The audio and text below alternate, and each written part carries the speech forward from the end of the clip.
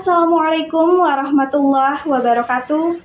Alhamdulillahirabbil alamin wa bihi nasta'in wa ala umuri dunya waddin wassalatu wassalamu ala asrofil anbiya'i wal mursalin sayyidina wa maulana Muhammadin wa ala alihi washabi ajma'in amma ba'du.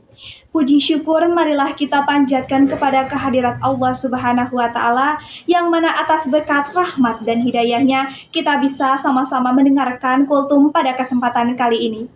Sholawat bertangkaikan salam semoga tetap tercurah limpahkan kepada junjungan kita Habibana wa Nabiyana Muhammad Sallallahu Alaihi Wasallam, kepada para keluarganya, para sahabatnya, tabi'in dan tabi'atnya, dan tak lupa kepada kita selaku umatnya, semoga mendapat syafaat yaumil akhir.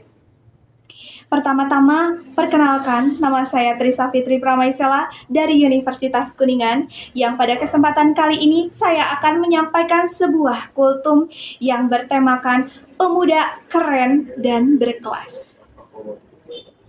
Teman-temanku semua yang dirahmati oleh Allah, berbicara mengenai pemuda keren dan berkelas. Sebenarnya, seperti apa sih kualifikasi untuk menjadi pemuda keren dan berkelas itu? Bagaimana sih pemuda keren dan berkelas di mata Allah Subhanahu wa Ta'ala?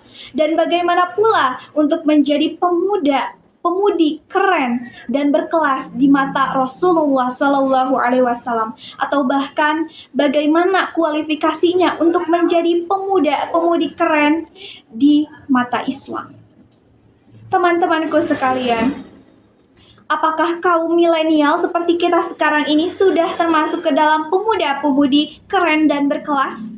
Apakah pemuda-pemudi keren berkelas itu pemuda-pemudi yang stylenya bagus dan suka memakai pakaian yang branded?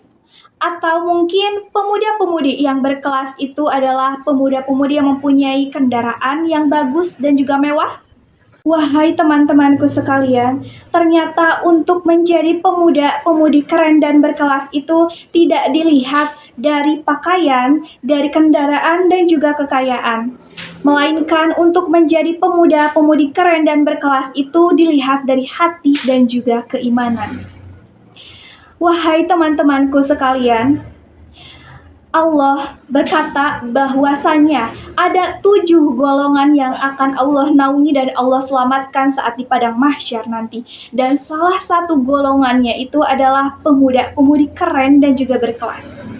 Pemuda-pemudi keren yang berkelas itu disebut sebagai syabun nasya'a fi ibadatillah, atau pemuda-pemudi yang rajin beribadah dan taat kepada Allah Subhanahu wa Ta'ala. Teman-temanku semua yang dirahmati oleh Allah, berbicara mengenai padang mahsyar. Padang mahsyar itu merupakan suatu tempat yang sangat amat luas dan tak berujung. Di sana tidak ada pohon, tidak ada sungai, tidak ada lembah, dan juga tidak ada gunung.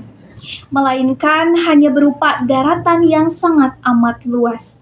Dan bagaimana kondisi cuaca di sana? Tentunya di padang mahsyar nanti kondisi cuaca akan terasa sangat amat panas karena diibaratkan matahari berada 1 jengkal di atas kepala kita. Dengan kondisi cuaca yang sangat amat panas, kita akan berjalan kepada sebuah perjalanan yang sangat lama dan juga sangat jauh, yaitu menuju suatu tempat di mana di tempat tersebut kita akan dilakukan hisab atas amal perbuatan kita selama di dunia.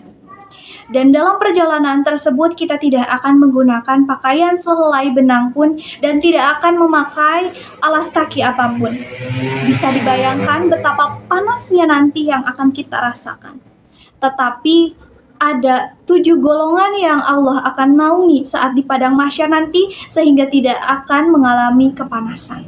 Yaitu salah satu dari 7 golongan tersebut adalah syabun nasya'a fi ibadatillah, yaitu pemuda-pemudi yang berkelas dan juga keren. Yang disebutkan berkelas dan juga keren adalah pemuda-pemudi yang rajin ibadah dan bertakwa kepada Allah Subhanahu wa Ta'ala. Berbicara mengenai pemuda-pemudi keren dan juga berkelas, saya menjadi ingat mengenai sebuah kisah yang Allah tuliskan dalam Al-Quran, yaitu mengenai kisahnya Nabi Yusuf alaihissalam yang sangat ikonik sekali sebagai contoh yang bisa kita ambil sebagai tauladan untuk pemuda-pemudi keren dan juga berkelas. Dikisahkan Nabi Yusuf alaihissalam merupakan pemuda yang sangat amat tampan, sehingga ketampanannya tersebut banyak menarik perhatian para wanita untuk mendekat.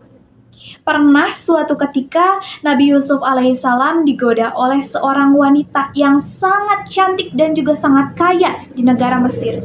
Bahkan kecantikannya tersebut adalah sebuah ikon di negara Mesir. Bisa dibayangkan betapa cantiknya wanita tersebut.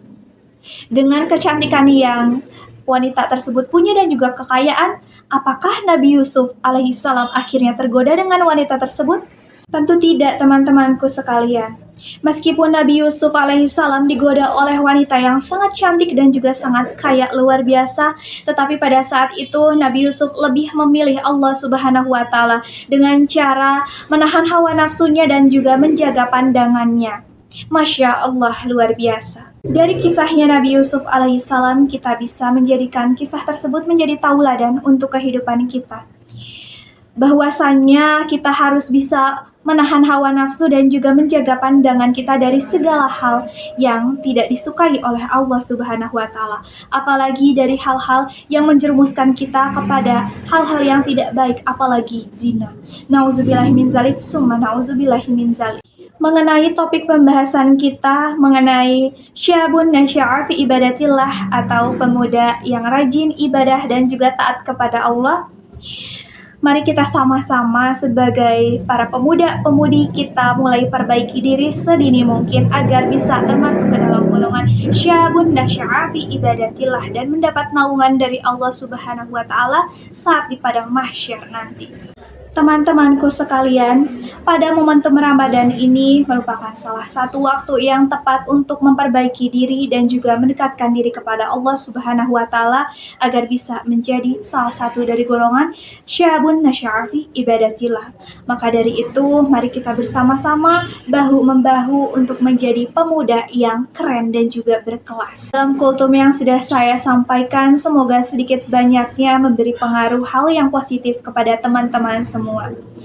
Akhirul kalam, wassalamualaikum warahmatullahi wabarakatuh.